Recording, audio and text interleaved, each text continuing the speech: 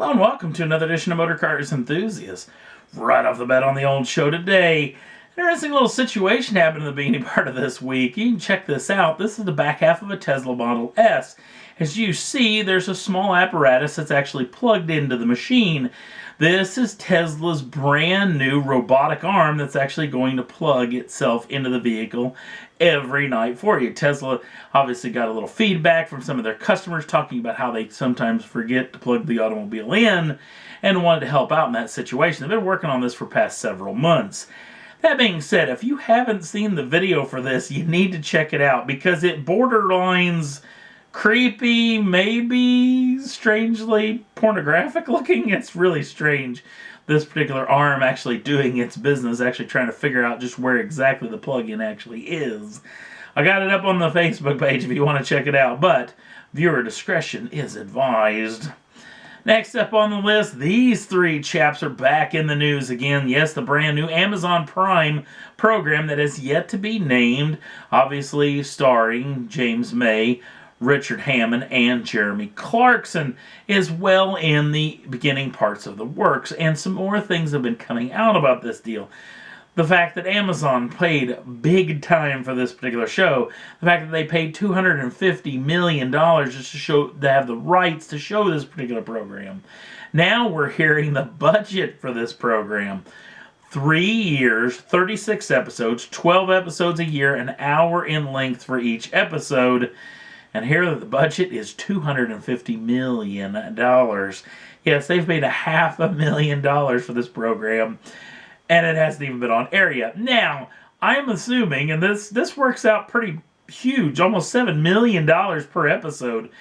Now, I'm assuming that really the talent's going to get the bulk of this money. I'm assuming Clarkson, May, Hammond, and Andy Willman will get the bulk of this particular money as far as moving forward. But I remember way back that Richard Hammond talked about, back in the BBC days, that was a lot of the issues that when they worked on new Top Gear episodes at the beginning of every season, they would bounce ideas off everybody after bringing the entire crew together, and a lot of things would get shot down just for the sheer fact that there wasn't enough money in the budget to do what they thought they needed to do. So I'm assuming that they got well enough money to make this automotive show the best it could be.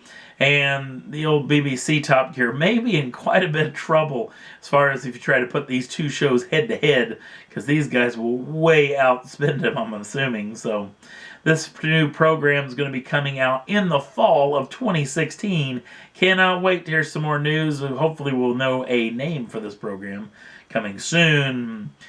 And if you watch this particular program enough, that you know that I have a little affinity for the Nissan GT-R. It's a neat piece of kit. It outruns cars that cost 3 times as much as it. Not to mention it does things it shouldn't be able to do. It weighs a massive amount, doesn't have a whole lot of horsepower, but still has mind-boggling performance. And it's also a Jekyll and Hyde car. It's kind of just normal Nissan that you can just kind of pedal around, but when you flip on the loud pedal, it becomes the GT-R. Well, the R35, as this vehicle is, the new R36 is in development. In fact, the folks over in Japan, and it's been widely talked about that they probably put this on the shelf for a tad bit, but according to folks over at Motoring over in Australia who talked to Nissan HQ, that is not the case. It's well in the development stages. And they got a couple of other interesting things. The fact is that not only is Japan working on the development, they've spread out some of that development to other factions inside of the company. In fact, Nissan of Europe and Nissan of the Americas are actually doing a lot of the development work on the next generation of the Nissan GT-R. Some things we know for sure. Obviously, the 3.8-liter twin-turbocharged V6 is on the way out. As we've shown in that LMP car that they actually run the 24 Hours of Le Mans, apparently has the same drivetrain that the new Nissan GT-R, even though that vehicle is just front-wheel drive, it's going to be all-wheel drive at one time, meaning that that 3-liter twin-turbocharged V6 will be the new power of choice, along with a hybrid technology system inside of this particular machine.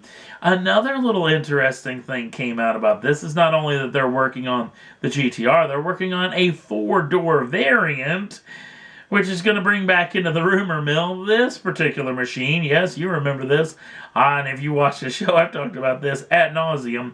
The Infiniti Q50 en Rouge. There's been a lot of trouble with this car actually coming out. A lot of the problems centering around the fact that the name and the rights to the name en Rouge being a very popular corner at a racetrack in Spa-Francorchamps in Belgium. So, this is going to be interesting, and Nissan did say that that four-door variant will be an Infiniti, and obviously spreading out the technology costs across a couple of different platforms will make it a little bit more on the easy side as far as the budgetary concerns. So, interesting stuff moving forward, spreading out the development, not to mention spreading out the cost of at least a couple of different platforms. This is going to be very interesting to hear a lot more about this, hopefully coming very soon. And another hybrid machine that could be heading our way very quickly. Apparently the folks over Mercedes-Benz are working on the brand new AMG Coupe. Could get a hybrid variant. And I know a lot of you are probably got a little bit of a scowl on your face thinking, holy smokes, every high-performance car is becoming a hybrid machine. That being said, I did spend a significant amount of time this past week in a hybrid vehicle. Now, it was nowhere near a high-performance hybrid vehicle, but I was quite impressed with the way the vehicle actually ran. It was pretty fun kind of messing around with the fact that it was in full electric mode versus the gasoline engine kicking in, not to mention the regenerative braking, i.e. the KERS system, if you will, for this particular car. I will say this, the car was pretty impressive. Did almost 400 miles in the machine at just $23 worth of fuel into it, which was pretty doggone good, especially the fact that I didn't hypermile this vehicle very well. That being said, too, I actually pulled out to pass a large truck and was stunned by the performance this machine let on. The fact that both the electric engine and the gasoline engine came in as one, it rapidly gained 30 miles an hour in an impressive little fashion. Now, by no means was this throw you back in the seat, set your hair on fire. Yeah, I know, I don't have any hair, but it's not that type of situation. But I was still really, really impressed with the way this car actually gained revs and gained acceleration. So, this new hybrid thing may be a really big deal when it comes to the high-performance market. The only real problems with it is the weight gain, but the performance levels and the torque levels are massive, and it showed up in that little car that I drove this past week. Pretty doggone impressive. So, this is the world we live in. You got to jump through CAFE standards, fuel economy standards, grams of CO2, and the lot. So, this is what we're going to have to look forward to in the future, but I don't think it's necessarily a bad thing. And that's all there was that I thought was worth talking about for this edition of Motor Cars Enthusiasts. Like I said, I'll put up that Tesla video up online if you want to check out that creepy thing. Also, if you'd like to subscribe to the channel, you can do so at any time. You get the first dibs on the brand new shows as soon as they come out. And if you give us a like over there on the Facebook page, we'd appreciate it. Thanks for watching. We'll see you again real soon.